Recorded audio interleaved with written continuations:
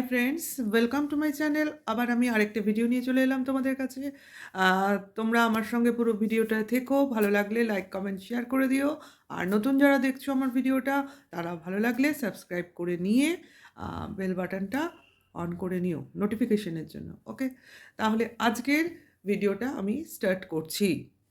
আহ, আমাদের দ্বীপ, হুম দ্বীপের ছাদে ছাদে রান্না করার একটা টেন্ডেন্সি আমরা দেখতে পাই।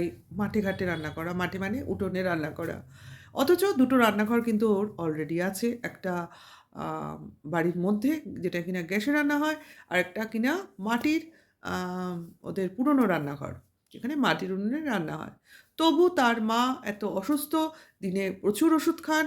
আহ, আমার থেকে ছেলের দরদ বেশি থাকা উচিত, আদার্স দিদিরা আছে সারা ইউটিউবে, তাদের দরদ বেশি থাকা উচিত। কিন্তু সেই দরদের উনি তোয়াক্কা না করে বাড়ির একতলা, দোতলা, তিনতলা, পারলে আরও যদি আরেকটা তলা বানাতে পারতো, বানানো হয়নি, তার আগেই বউ বাড়ি থেকে চলে গেছে। কাজেই টাকা পয়সার কিছু অসুবিধা হয়েছে, তার জন্য চারতলার ছাদটা হয়নি। সেই ছাদটা থাকলে আমরা হয়তো দেখতাম আগামীকালে দীপের মা ওই তলাতে গিয়েও রান্না করছেন। কারণ পুরো পয়সাটা তো ছেলের নিজের রোজগারের তৈরি, ছেলের পুরো রোজগারের টাকা দিয়ে তো ওই বাড়িটা পুরো তৈরি হয়নি না। এর মধ্যে কিনা যে পাপিষ্ঠ বউ বাড়ি থেকে বেরিয়ে গেছিল, তার টাকাও এর মধ্যে রয়েছে। কাজেই পুরো, মানে কি বলবো, পরিশ্রমটা পুরো ছেলে না হওয়ার জন্য বাড়ির প্রতি দরদটাও ওনার মনে হয় একটু হলেও কম। কারণ ছাদে রান্না করলে যে বাড়ির ক্ষতি হয়, এটা না ছেলের জ্ঞান আছে না ওনার জ্ঞান আছে। ভিলেজ লাইফ বলতে যেটা বোঝায়, সেই জিনিসটা ওরা দেখাতে পারে না। সেই জন্য এই বিভিন্ন জায়গায় গিয়ে রান্না বান্না ওই বিভিন্ন রকম উনুন তৈরির মধ্যেই সীমিত থাকে। আচ্ছা, যাই হোক, এটা এদের চয়েস, এদের জীবন, এদের ডিসিশন। আমার কি বলার আছে? শুধু বললাম যে এইটা হলে ওটা হয়, বা এটার প্রতি এদের কোনো মায়া মমতা নেই। বাড়িটা হচ্ছে ঠিকই, দেখাচ্ছি, দেখানোর জন্য এটা করছি, সেটা করছি, ওটা করছি, মানে পরের ধনে পোদ্দারি মারছি। আমার ধন এখন কিছু কাজে লাগাচ্ছি, কিন্তু আগে যেটা হয়ে রয়েছে বেসিক ব্যাপারটা, সেটার উপর আমি চাদর চড়াচ্ছি, অর্থাৎ রং চড়াচ্ছি। অ্যাকচুয়ালি এটাই চলছে। যাই হোক, কর, যতদিন ইচ্ছে কর, এই হলো ব্যাপার। যা ইচ্ছা কর, যখন মনে যতদিন মনে অশান্তি থাকবে এগুলোই দেখাবে শান্তি পাওয়ার জন্য। অ্যাকচুয়ালি তো শান্তিতে নেই, তার জন্যই এত কিছু, এত ঘোরন ফেরন এসব সমস্ত চলছে। যাই হোক, রান্না হলো কি ছাদে, না শুধু মাছের ঝোল আর মাছের তেল দিয়ে বেগুন দিয়ে চচ্চড়ি, আমরা বলি, আমরা এটাকে তাই বলি। বাচ্চা যে একটা বাড়িতে আছে, যার কিনা বয়স 3 বছর, জাস্ট 3 বছর, 2 মাস কি 3 মাস হবে, আহ, তার জন্য ওই অত তেলের মাছের ঝোল অবাক লাগে না? ঠিক আছে, হতেই পারে, মাছটা তুলে খাওয়ালো, একটা ডাল আছে, বাচ্চাটা খাবে। শুকনো ভাতগুলো খাবে না ওই ঝাল মাছের ঝোলটা দিয়ে খাবে, না নুন দিয়ে মেখে খাবে? অবাক লাগে, এ নাকি ঠাকুমা। মার কথা তো ছেড়েই দিলাম, মা তো নিয়ে যায়নি, বা এদের কথা মতো বা নিতে পারেনি। যাই হোক, দূর থেকে দেখছে, তার প্রাণে কষ্ট হচ্ছে কিনা আমার বলার কিছু নেই। সত্যি আমার এক এক সময় রাগ হয় আমাদের টিনার ওপর, যে কি করে ওই ছেলেটাকে ছেড়েও আছে। কষ্ট দিতেই আমাদের, কষ্ট দিয়ে কথাটা বলতে খুবই কষ্ট হয়, কিন্তু আমাদের কষ্ট হয় যে ছেলেটাকে ওইভাবে দেখে। ওই মাঝে সাঝে একটু ডিম দেখায়, মাছ দেখায়, রাত্রে অর্ধেক দিনই ঘুমিয়ে পড়ে। পিডিয়াশিওরের আনে, আমরা দেখতে পাই। গতকালের ভিডিওতে পিডিয়াশিওর দেখেছি, একটা যে নিয়ম করে এরা দেখাবে একটা বাচ্চার খাওয়া, সেই কাজে সেইটা বাদ দিয়ে ম্যাক্সিমামই বাচ্চার খেলা, বাচ্চার কথা, আর বাচ্চার নাচা কোদা, এগুলোই দেখাতে ওরা ব্যস্ত থাকে। একটা ডেইলি রুটিন যেভাবে এরা নিজেরা দুপুরের খায় বা রাতের খায়, সেটা কিন্তু বাচ্চার খাওয়াটা একটুও শেয়ার করে না, একটুও শেয়ার করে না, তাই না? আমার মতো নিশ্চয়ই অনেকেই এটা লক্ষ্য করে থাকবেন, বাচ্চার খাওয়ার ওরা সেভাবে শেয়ার করে না। কিন্তু এটা করা উচিত। ডেইলি ব্লগে তো এগুলো আমরা দেখতে চাই, এগুলোই কিন্তু হওয়া উচিত।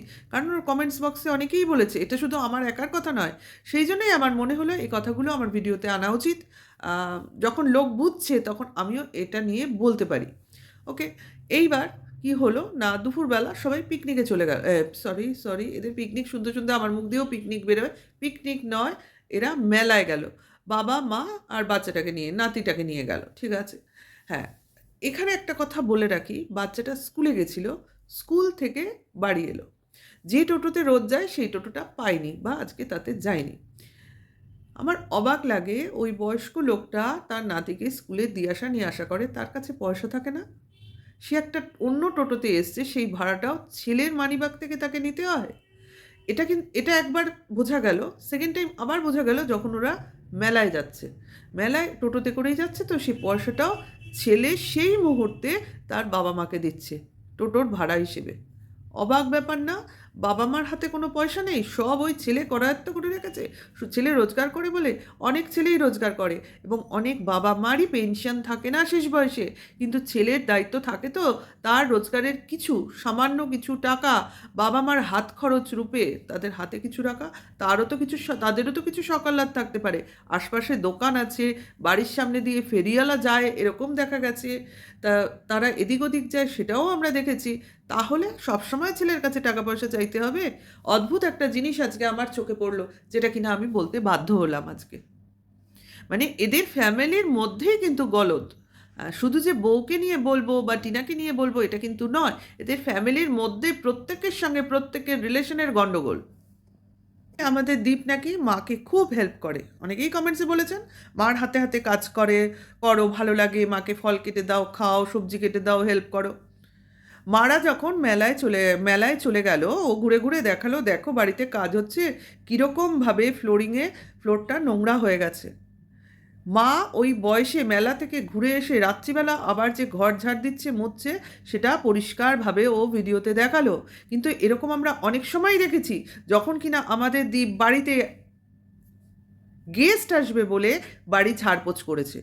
তাহলে ও তো জানে আজকে মা বাবা বাইরে গেছে, রান্না বান্না করেছে ওই 3 তলার ছাদে উঠে, তারপর সেগুলোকে নিয়ে নেমেছে, খেয়েছে, রেডি হয়েছে এবং এদের কথা মতো ওই দুরন্ত বাচ্চাটাকে নিয়ে মেলায় ঘুরতে গেছে। তাহলে তাদের যথেষ্ট পরিশ্রম হয়েছে, তারা বাড়ি ফিরেছে এবং ওই মহিলা যে কিনা অসুস্থ, সারাদিন পরিশ্রম করেছেন এবং অনেক ওষুধ খান এবং যার কিনা হাই প্রেশার আর সুগার, তিনি আবার ঘর পরিষ্কার করতে লেগেছেন ওই বেলা শেষে।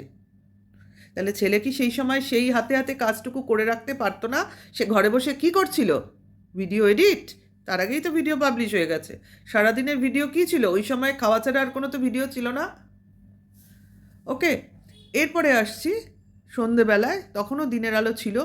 বাতকুল্লা যাব কিছু আনতে, নিশ্চয়ই গেছিল। তারপরেই দেখালো অন্ধকার, মটর শাক বাজছে। তারপরেই আবার ড্রেস করে আবার বাতকুল্লা যাচ্ছি। কি না ছেলে বায়না করেছে পিৎজা খাবে। তাহলে সেই পিৎজা যখন বাড়িতে এলো তখন ছেলে ঘুমোচ্ছে এবং তাকে কোলে করে ঘুরিয়ে ঘুরিয়ে পিৎজা খাওয়াবার চেষ্টা করছে, কিন্তু কোনো বাচ্চা ঘুম থেকে উঠে সে যতই উপাদেয় খাবার হোক ওই বয়সী বাচ্চা খাবে? খাবে না তো। তার মানে সে রাতেও খাবারটা ঠিকমতো খায়নি, ঘুমিয়ে পড়েছে। আর সে তো আরও একবার বাতকুল্লা গেছিল, যদি ছেলেকে পিৎজা খাওয়াবার এতই ইচ্ছা তাহলে তখন নিয়ে আসতো যখন কিনা সন্ধেবেলায় বাচ্চাটা ওই মটর শাক যখন ছুলছে তখন ওখানে খেলা করছিল, মজা করে খেতে পারতো না। কারণ রাত্রিবেলা তো ওকে বেরোতেই হবে তার বিশেষ প্রাইভেট কাজের জন্য। সেই সময়টাই সেই জন্য সে পিৎজা আনবে বলে ভেবে নিয়েছে। বাচ্চা খেলেও কি খেলো না, তাকে এক টুকরো টেস্ট করে দেখতে হলো। এটা আমরা আশা করেইছিলাম, কারণ বাচ্চাকে দিক না দিক সব জিনিসই নিজে টেস্ট করে দেখায়, সে চকলেটই হোক, বিস্কিটই হোক, যাই হোক। তাহলে এর মানসিকতাটা কি? না বাচ্চা ঠিক করে মানুষ করার ইচ্ছা আছে, না মাকে সুস্থ রাখার ইচ্ছা আছে, না বাবাকে সঠিক সম্মান দেওয়ার ইচ্ছা আছে। এর শুধু ব্লগিং দেখাবো, সবাইকে ইউজ করব। বউ যখন চলে গেছে মানে পালিয়ে গেছে এর হাত থেকে, এইটা সঠিক। এদের হাত থেকে আমাদের টিনা পালিয়ে গেছে, বেঁচে গেছে। হ্যাঁ, সে যাই করুক, বাইরে গিয়ে করছে, এদের বাড়িতে থেকে করছে না, কাজে ওকে নিয়ে এদের বলার কিছু নেই, ঠিক কি না? আমি এদের দোষ দেখি, ওর দোষ কম দেখি। একজন আমায় ভিউয়ার্স এসে বলেছেন, আমি তাকে উত্তর দিয়েছি, হ্যাঁ আমি একদম সঠিক কথা বলেছেন, এদের দোষ বেশি দেখি, ওর দোষটা দেখি না। কারণ ও তো দোষটা স্বীকার করে নিয়েছিল, আর এরা কোনোটাই স্বীকার করেনি। উল্টে কিনা সেই বউকে, যে কিনা পরকীয়ার দোষে দুষ্ট, তাকে ঝেড়ে না ফেলে দিয়ে তাকে বেঁচেই এরা নিত্যদিন খেয়ে চলেছে, নিত্যদিন ঠকে চলেছে, শুধু কন্ট্রোভার্সির জন্য, আমাদের কন্টেন্ট দেওয়ার জন্য, আমরা যাতে কন্ট্রোভার্সি ভিডিও করি এবং আমাদের ভিউয়ার্স, সবার ভিউয়ার্স, যাদের যাদের এরা কন্ট্রোভার্সি করে সবার ভিউয়ার্স যেন এদের ওখানে গিয়ে হুমড়ি খেয়ে পড়ে আর এদের রেভিনিউ আকাশ ছুঁয়ে যায়, আর ওই বাড়ি টাইলসে টাইলসে ভরে যায়। এ হচ্ছে সমস্ত সমস্ত এর জীবনে যে কটা প্রাণী আছে সমস্ত প্রাণীকে এ তার ব্লগিং টাকা রোজগারের মাধ্যম হিসেবে ব্যবহার করে। আমার একে বলতে ইচ্ছা করে না, কিন্তু কি করব বলুন? সিরিয়াসলি কন্টেন্টের জন্য বলতে হয়। কেন বলতে হয়? কারণ আমরা বলতে বলতে হয়তো কিছু ভিউয়ার্সকে বিশ্বাস করাতে পারবো যে না, এই লোকটা ঠিক না, কয়েকটা জায়গায় ঠিক নয়। এ যদি নিজেকে চেঞ্জ করতে পারতো তাহলে এর পরিবারটাই ভেসে যেত না। ঠিক আছে? অ্যাকচুয়ালি এর সঠিক বিশেষণ হচ্ছে প্রচণ্ড স্বার্থপর, প্রচণ্ড স্বার্থপর এবং আত্মকেন্দ্রিক। মানে আমি ভালো থাকবো, আমি ভালো খাবো, আমি ভালো রোজগার করব।